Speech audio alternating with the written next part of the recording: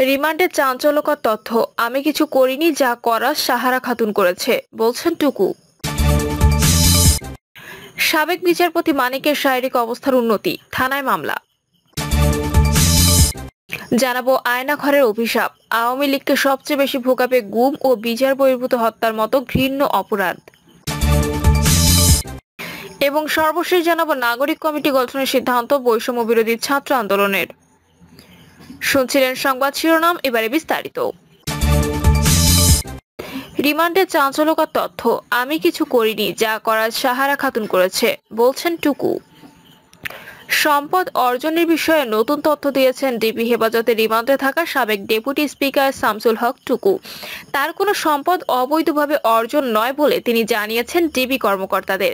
শামসুল হক টুকুর কাছে প্রশ্ন ছিল, আপনি বাম রাজনীতির মাধ্যমে বৈষম্য বিরোধী আন্দোলন করেছেন, পরে আওয়ামী লীগের রাজনীতিতে যোগ দিয়ে বৈষম্যের মাধ্যমে অবৈধ সম্পদের মালিক হয়েছেন কিভাবে?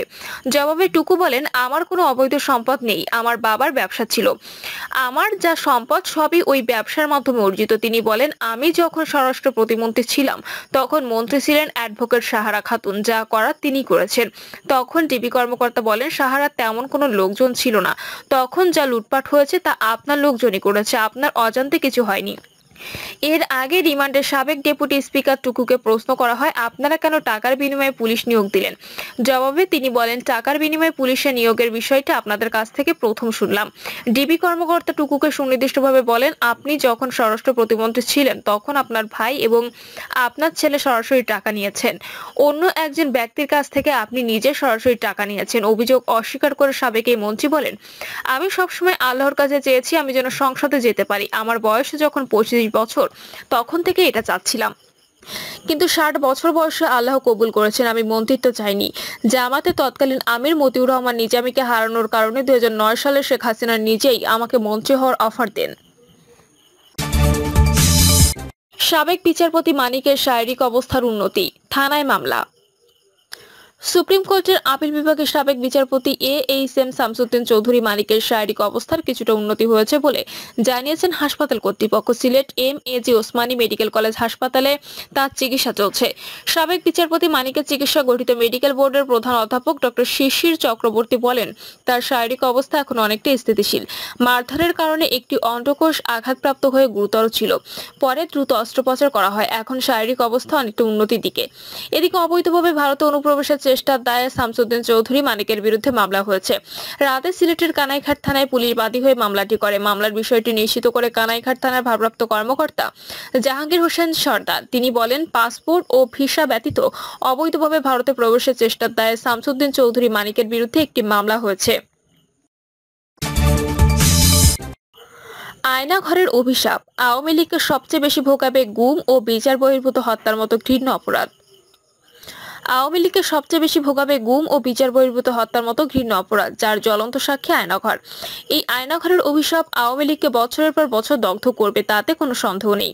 শেখ হাসিনার আয়নাঘর বা গুপ্ত বন্দিশালার খবর বাংলাদেশবাসী বিশ্ববাসী প্রথম জানতে পারে 2022 সালের 14 আগস্ট সুইডেন ভিত্তিক নিউজ পোর্টাল নেত্র নিউজের মাধ্যমে। আমার পরিষ্কার মনে আছে, আয়নাঘরে বন্দী ডিজিএফআই এর গোপন বন্দিশালা শিরোনামে 34 মিনিট 31 সেকেন্ডের অনুসন্ধানী ভিডিও চিত্রটি দেখেছিলাম শ্বাসরুদ্ধকর উত্তেজনায়। মানবাধিকার, মানুষের মৌলিক অধিকারকে বৃদ্ধাঙ্গুলি দেখিয়ে শেখ হাসিনার সামরিক গোয়েন্দা মহাপরিদপ্তর কিভাবে মানুষকে গুম করত, আইন বহির্ভূতভাবে আটকে রাখত, তা প্রকাশ্যে চলে আসে। জানিয়ে ওই সময় থেকে শেখ হাসিনা প্রবল আন্তর্জাতিক চাপে পড়ে। যদিও প্রবল প্রতাপশালী শেখ হাসিনা সরকার এই প্রতিবেদন ও বৈশ্বিক মানবাধিকার সংস্থাগুলোর চাপ আমলে নেয়নি। উল্টো চরিত্র হননের পাশাপাশি মামলা মোকদ্দমায় হেনস্থা করা হয় ওই আলোচিত অনুসন্ধানী ভিডিওর নেপথ্যের মূল চরিত্রদের। সরকার সমর্থিত এক পাশ সাংবাদিকও আদা জল খেয়ে লেগে পড়েছিলেন আয়নাঘরকে মিথ্যা প্রমাণে। বিভৎস নির্যাতনে আয়নাঘর যে কল্পকাহিনী নয়, তা প্রমাণিত হয়েছে শেখ হাসিনার পতন ও পলায়নের পর। ছাত্র জনতার অভূতপূর্ব অভ্যুত্থানের পর গোপন সেই নির্যাতন কুঠুরি থেকে মুক্ত হয়েছেন ইউপিডিএফ নেতা মাইকেল চাকমা, ব্যারিস্টার মীর আহমদ বিন কাশেম ও সাবেক সেনা কর্মকর্তা আব্দুল্লাহিয়াল আমান আজমি। মাইকেল চাকমা 5 বছর, মীর আহমদ বিন কাশেম ও আব্দুল্লাহিল আমান আজমি দীর্ঘ 8 বছর এই নরকে বন্দী ছিলেন বিনা বিচারে, বিনা অপরাধে। নির্বাচনের ওই অন্ধকূপ থেকে মুক্ত হওয়ার পর এই তিনজন যে বর্ণনা দিয়েছেন তা রীতিমতো লোমহর্ষক। প্রতিনিয়ত মৃত্যু ভয়ে, ভয়ঙ্কর জিজ্ঞাসাবাদ, শারীরিক ও মানসিক নির্যাতন এবং পরিবার থেকে বিচ্ছিন্ন থেকে এই মানুষগুলো ক্ষণে ক্ষণে মৃত্যু যন্ত্রণা সহ্য করেছেন।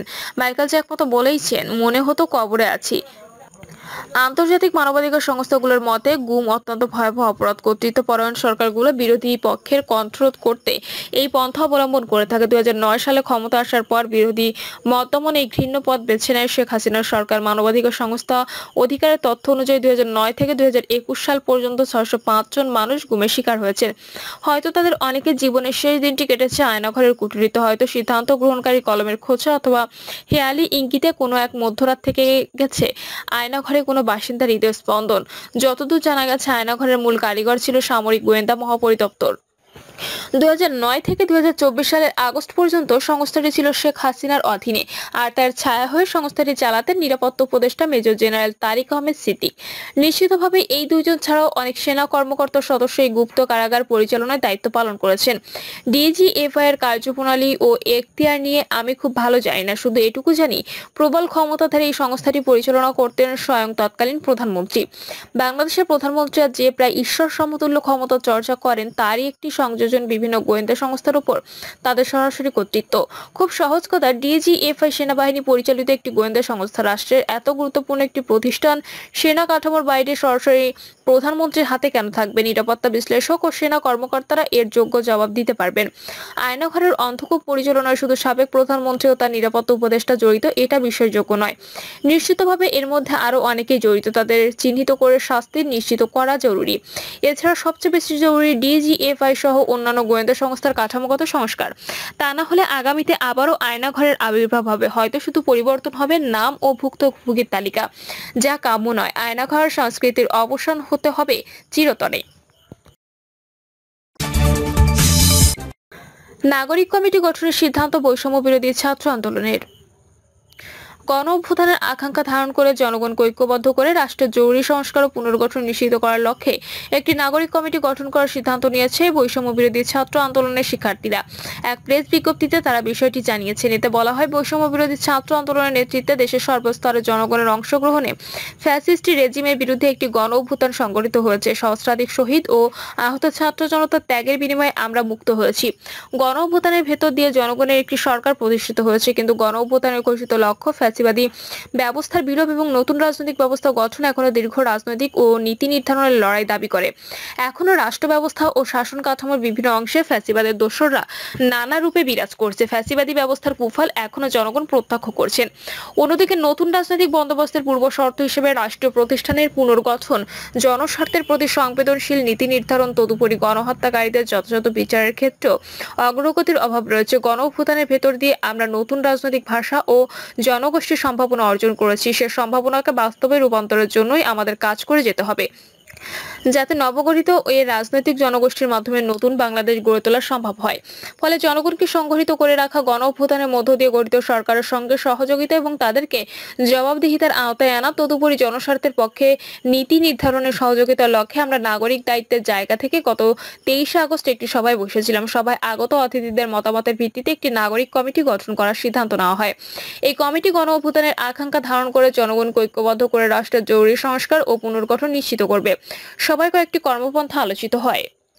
গণ অভ্যুত্থানের শহীদ ও আহতদের গণতান্ত্রিক আকাঙ্ক্ষাকে বাঁচিয়ে রাখা, মহানগর, জেলা, উপজেলা পর্যন্ত কমিটির বিস্তৃতি সাধনের জন্য কাজ করা, দেশের সর্বস্তরের সামাজিক, সাংস্কৃতিক ও ধর্মীয় নেতৃত্বকে সমন্বিত উপায়ে সংহত করা, গণ অভ্যুত্থানের অভিপ্রায় অনুযায়ী রাষ্ট্রীয় নীতি নির্ধারণের জায়গার পর্যালোচনা ও প্রস্তাবনা তৈরির কাজ করা, গণপরিষদ গঠন করে নতুন সংবিধান তৈরির জন্য গণ আলোচনার আয়োজন করা। প্রিয় দর্শক, এই ছিল এখনকার সর্বশেষ সংবাদ। আপডেট সব সংবাদ পেতে চ্যানেলটি সাবস্ক্রাইব করে বেল আইকনটি ক্লিক করে রাখুন।